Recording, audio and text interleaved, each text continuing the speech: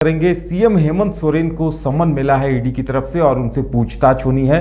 इसे लेकर सियासी हलकों में चर्चाएं तेज हो गई हैं कि आखिर एक बार सीएम से पहले भी पूछताछ की बात सामने आई थी और अब एक बार फिर से पूछताछ होनी है। बताया जा रहा है कि जो चर्चा हो रही है उसमें कहा जा रहा है कि जो जमीन घोटाले का मामला है, जो मनी लॉन्ड्रिंग का मामला है, उन तमाम मुद्दों पर पूछताछ होनी है। पंकज मिश्रा के मसले पर भी पूछताछ होनी है और जिस तरह से पूछताछ के लिए 14 तारीख को उन्हें सम्मन दिया गया है, बुलाया गया है। हालांकि अभी तक प्रतिक्रिया कोई सीएम की तरफ से या जेएमएम की तरफ से नहीं आई है, लेकिन देखने वाली बात यह होगी कि सीएम वक्त लेते हैं या पूछताछ में उस दिन शामिल होते हैं। लेकिन सियासी चर्चाएं जरूर इस बात को लेकर तेज हो गई हैं कि आखिर एक लंबे अरसे बाद ईडी फिर से सीएम से पूछताछ करने जा रही है। इसके मायने क्या कुछ हैं और सीएम से जो पूछताछ होगी तो क्या पुख्ता सबूतों के बिना पे पूछताछ हो रही है या फिर किन किन मुद्दों पर पूछताछ होगी, इसे लेकर हर तरफ चर्चाएं तेज हैं। हमारे साथ हमारे सहयोगी मदन जुड़े हुए हैं। मदन, एक बार फिर से ईडी ने सीएम को सम्मन दे दिया और बताया जा रहा है कि मनी लॉन्ड्रिंग और 1000 करोड़ के जमीन घोटाले मामले में पूछताछ होनी है।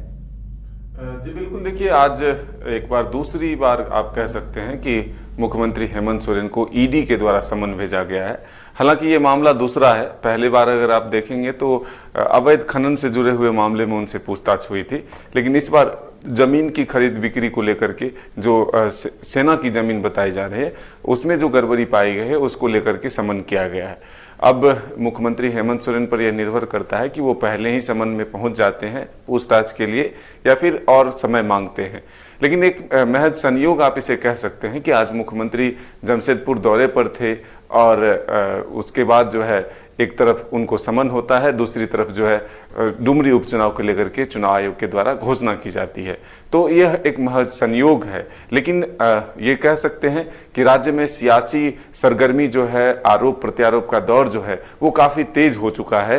दरअसल मुख्यमंत्री को जैसे ही ईडी के द्वारा समन भेजा गया, बीजेपी लगातार जो है मुख्यमंत्री पर हमलावर हुई है, सत्ता पक्ष पर हमलावर हुई है और पूरी तरह से ये बताने की कोशिश हुई है कि पूर्व प्रदेश अध्यक्ष दीपक प्रकाश ने अपने पहले के प्रेस कॉन्फ्रेंस के उस वीडियो को साझा किया आज, जिसमें कि दस्तावेज के साथ वो मामले को उठाया था और आरोप जो है मुख्यमंत्री पर लगा था कि जमीन की खरीद बिक्री जो है किस तरह से अधिकारियों के मार्फत कराया गया है और हजारों करोड़ रुपए का जो है नुकसान, करोड़ों का नुकसान जो है सरकार के हुए हैं।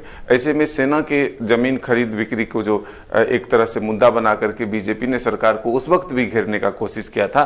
तो अब जब ईडी के द्वारा समन दिया गया तब बीजेपी के वर्तमान प्रदेश अध्यक्ष बाबूलाल मरांडी भी हमलावर हुए हैं और वो ये कह रहे हैं कि देश की सबसे भ्रष्ट मुख्यमंत्री में से ये शामिल हो चुके हैं। ये उनका आरोप है, लेकिन ये हम कह सकते हैं कि यही सरगर्मी जो है अब बढ़ चुकी है राजनीतिक और आरोप प्रत्यारोप का दौर जो है शुरू हो चुका है। हालांकि जेएमएम की तरफ से फिलहाल अभी कोई प्रतिक्रिया इस पर नहीं मिली है, लेकिन ये माना जा सकता है कि एक वर्ष पहले राज्य में जो स्थितियां बनी थी, राजभवन से जो लिफाफे खुलने थे, उसके बाद जो अस्थिरता आई थी सरकार के बीच, सरकार के कामकाज ठप हो गए थे, यहाँ से विधायकों को दूसरे राज्य में शिफ्ट करना पड़ा था और आरोप पूरी तरह से राजभवन और बीजेपी पर लग रहा था कि सरकार के कामकाज को बाधित करने के लिए यह प्रयास किया जा रहा है। तो अब जब दूसरी बार इस मामले में मुख्यमंत्री हेमंत सोरेन को समन किया गया है तो ये माना जा सकता है कि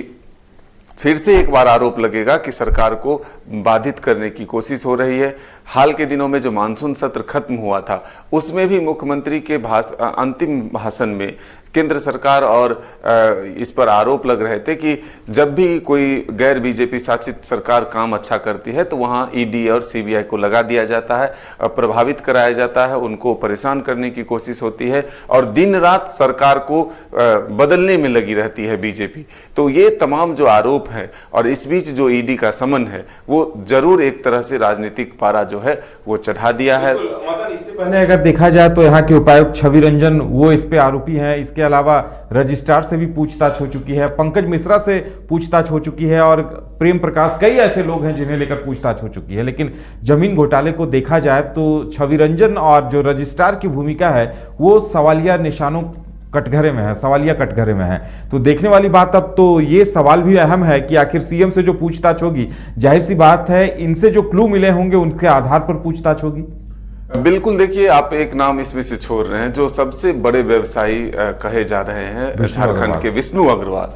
वो सबसे महत्वपूर्ण है इसमें।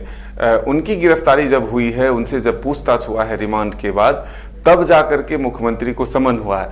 इससे पहले जमीन मामले में 1 दर्जन से अधिक लोग जेल जा चुके हैं। उसमें प्रेम प्रकाश की भी भूमिका आ रही है। सबसे मुख्य जो आरोपी के तौर पर हैं वो डीसी माने जा रहे हैं, जो छवि रंजन रांची के हैं। और फिर एक तरह से कहें तो जो रजिस्ट्रार है उनसे भी पूछताछ हो रही है। तो ये तमाम लोगों की गिरफ्तारी के बाद अब मुख्यमंत्री को समन किया जा रहा है। तो सवाल क्या होंगे पूछताछ के लिए? ईडी को कौन सी जानकारी चाहिए, किसकी भूमिका और है, और कौन ईडी के रडार पर और आएगा, ये फिलहाल कह पाना मुश्किल है। लेकिन इतना ये तय है कि अब जो है फिर से एक बार मुख्यमंत्री को जो ईडी का समन हुआ है, तो पूछताछ के लिए मुख्यमंत्री को जाना होगा। बिल्कुल। एक बात और है कि एक ही साथ 2 बड़े फैसले आए हैं। डुमरी को लेकर चुनाव की तिथियां घोषित हो गई हैं और दूसरी तरफ सीएम को पूछताछ को लेकर भी। लेकिन ऐसा कहीं नहीं हो सकता है कि दोनों के आपस में संबंध हो, लेकिन जनता के मन में ये बातें जरूर आएंगी कि आखिर दोनों बातें एक ही दिन क्यों हुई हैं।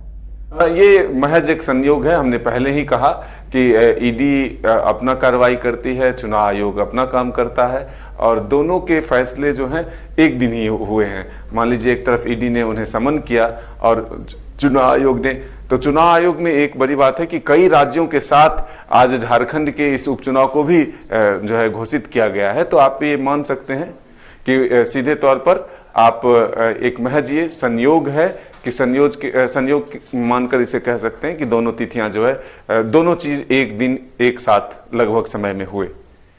बिल्कुल। तो देखने वाली बात यह होगी कि आने वाले दिनों में इस पर क्या कुछ होता है। सीएम पूछताछ होनी है, उसे लेकर सीएम की तरफ से क्या कुछ प्रतिक्रिया आती है, जेवीएम की तरफ से क्या कुछ प्रतिक्रिया आती है, और पूछताछ के बाद ईडी किस निष्कर्ष पर पहुंचती है, यह सबसे अहम होगा। वक्त हो गया एक और छोटे से ब्रेक का। लौटते हैं, ब्रेक के बाद बात करेंगे डुमरी उपचुनाव की। झारखंड बिहार की तमाम ताजा तरीन खबरों के लिए देखिए न्यूज बाय स्कोप, अब जियो टीवी पर भी उपलब्ध। इसके अलावा तमाम बड़ी सोशल मीडिया प्लेटफॉर्म पर भी उपलब्ध है।